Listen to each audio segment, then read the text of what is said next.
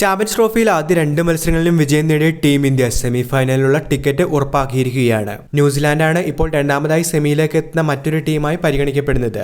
ഇന്നത്തെ വീഡിയോയിലൂടെ ടീം ഇന്ത്യയുടെ ഇതുവരെയുള്ള ചാമ്പ്യൻസ് ട്രോഫിയിലെ പെർഫോമൻസിന്റെ ഒരു അനാലിസിസ് ആണ് നിങ്ങളോട് പങ്കുവയ്ക്കുന്നത്. വീഡിയോയിലേക്ക് കടക്കും മുൻപ് ആദ്യമായാണ് നിങ്ങൾ ഈ ചാനൽ കാണുന്നതെങ്കിൽ പുതിയ ക്രിക്കറ്റ് അപ്ഡേറ്റുകൾക്കായി ചാനൽ ഇപ്പോൾ തന്നെ മറക്കാതെ സബ്സ്ക്രൈബ് ചെയ്തു വെച്ചേക്കുക. ഗ്രൂപ്പ് എയിൽ ഇന്ത്യ ബംഗ്ലാദേശിനെയും പാകിസ്ഥാനെയും തോൽപ്പിച്ചുകൊണ്ടാണ് സെമി ഫൈനലിലേക്ക് യോഗ്യത നേടിയിരിക്കുന്നത്. ന്യൂസിലാൻഡിനെതിരെ കൂടി ജയിച്ച ഗ്രൂപ്പ് ചാമ്പ്യന്മാരായി സെമിയിലേക്ക് എത്താനായിരിക്കും ടീം ഇന്ത്യ ശ്രമിക്കുക.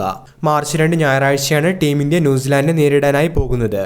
ആദ്യ രണ്ട് മത്സരങ്ങളിലും മികച്ച വിജയം തന്നെ ടീം ഇന്ത്യക്ക് നേടാൻ സാധിച്ചിരുന്നു. എന്നാൽ ശരാശരി എതിരാളികൾക്കെതിരെ ICC ടൂർണമെന്റുകളിൽ ടീം ഇന്ത്യ കാഴ്ചവെക്കുന്ന പ്രകടനം മാത്രമേ പുറത്തു വന്നിട്ടുള്ളൂ എന്നും ശക്തന്മാരെ നേരിടാനായി പോകുമ്പോൾ ടീം ഇന്ത്യ ഇതിലും തയ്യാറായിരിക്കണമെന്നുമാണ് ക്രിക്കറ്റ് ലോകത്തിന്റെ വിലയിരുത്തൽ. ബംഗ്ലാദേശ്, പാകിസ്ഥാൻ ടീമുകൾ താരതമ്യേന ദുർബലരായ ടീമുകളാണ് എന്നും ഇംഗ്ലണ്ട്, ന്യൂസിലാൻഡ്, ഓസ്ട്രേലിയ എന്നീ ടീമുകളുമായി ഇനി ടീം ഇന്ത്യക്ക് മത്സരമുള്ള സാഹചര്യത്തിൽ മികച്ച മുന്നൊരുക്കത്തോടു കൂടി തന്നെ ഈ മത്സരങ്ങൾക്കായി ഒരുങ്ങേണ്ടതുണ്ട് എന്നുമാണ് സീനിയർ താരങ്ങൾ ഉൾപ്പെടെ ടീം ഇന്ത്യക്ക് മേൽ ഇപ്പോൾ പറയുന്ന ഒരു കാര്യം. ആദ്യ മത്സരത്തിൽ ബംഗ്ലാദേശിനെതിരെ ഇന്ത്യ തുടക്കത്തിലെ തന്നെ മികച്ച പ്രകടനമായിരുന്നു കാഴ്ചവെച്ചത്.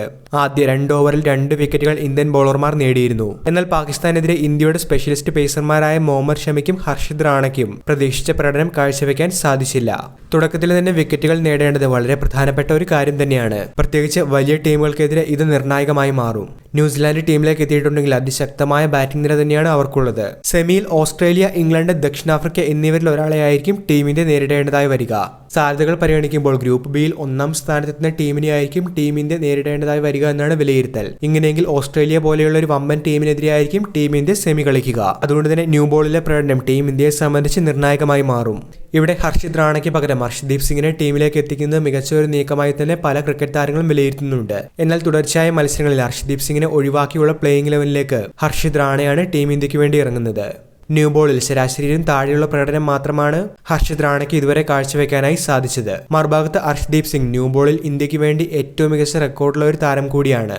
മധ്യനിരയിൽ ആദ്യ 2 മത്സരങ്ങളിലും ഹർദിക് പാണ്ഡ്യ നിറമങ്ങിപ്പോയത് ബാറ്റിംഗ് ലൈനപ്പിനെ സംബന്ധിച്ച് ചെറിയ തിരിച്ചടിയായി മാറുന്നുണ്ട്.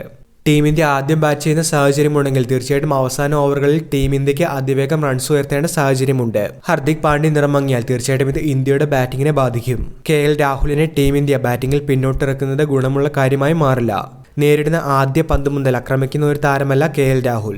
സ്റ്റേ ബാക്ക് ചെയ്ത് മാക്സിമം ഒരു ഇന്നിംഗ്സ് കെട്ടിപ്പടുത്ത ശേഷം ആക്രമണത്തിലേക്ക് നീങ്ങുന്ന ശൈലിയാണ് KL രാഹുലിന്റേത്. അതോടെ തന്നെ ഫസ്റ്റ് ഇന്നിംഗ്സിൽ ടീം ഇന്ത്യ ബാറ്റിംഗിനായി എത്തുമ്പോൾ ഇന്ത്യയുടെ മധ്യനിര ദുർബലമായി മാറുമോ എന്നുള്ള ഒരു ആശങ്കയും നിലവിലുണ്ട്. അടുത്തൊരു ചോദ്യമായി എത്തുന്നത് ടീം ഇന്ത്യയുടെ സ്പിൻ ബോളിംഗ് കരുത്ത് തന്നെയാണ്. വലിയ ടീമുകൾക്കെതിരെ ഇറങ്ങുമ്പോൾ ടീം ഇന്ത്യയുടെ സ്പിൻ ബോളിംഗ് ക്ലിക്കാകുമോ എന്ന് തന്നെയാണ് ക്രിക്കറ്റ് നിരീക്ഷകർ ഉന്നയിക്കുന്ന ആദ്യ ചോദ്യം. ബംഗ്ലാദേശിനും പാകിസ്ഥാനുമെതിരെ ടീം ഇന്ത്യയുടെ സ്പിൻ തന്ത്രം വിജയം കാണുകയായിരുന്നു. എന്നാൽ സ്പിന്നിനെ നന്നായി കളിക്കുന്ന വലിയ ടീമുകൾക്കെതിരെ ഇത് എത്രത്തോളം ഗുണം ചെയ്യുമെന്നുള്ള കാര്യം തന്നെയാണ് ഇവിടെ ചോദ്യചിഹ്നമായി മാറുന്നത്. ന്യൂസിലാൻഡ്, ഓസ്ട്രേലിയ, ഇംഗ്ലണ്ട് ടീമുകൾ സ്പിന്നിനെതിരെ മികച്ച രീതിയിൽ തന്നെ ആക്രമണം നയിക്കുന്ന ടീമുകളാണ്.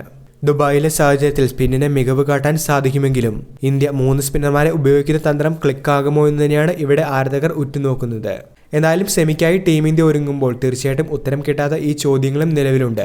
തീർച്ചയായിട്ടും ഇന്ന് നടക്കുന്ന ഓസ്ട്രേലിയ സൗത്ത് ആഫ്രിക്ക മത്സരത്തിന് ശേഷം ഏത് ടീമായിരിക്കും സെമിയിലേക്ക് ആദ്യം ക്വാളിഫൈ ചെയ്യുക എന്നുള്ള ഒരു കാര്യത്തിൽ ഗ്രൂപ്പ് 2ൽ നിന്നും തീരുമാനമാകും. വീഡിയോ അവസാനിക്കുന്നു. പുതിയ ക്രിക്കറ്റ് അപ്ഡേറ്റുകൾക്കായി ചാനൽ ഇപ്പോൾ തന്നെ മറക്കാതെ സബ്സ്ക്രൈബ് ചെയ്തു വെച്ചേക്കുക.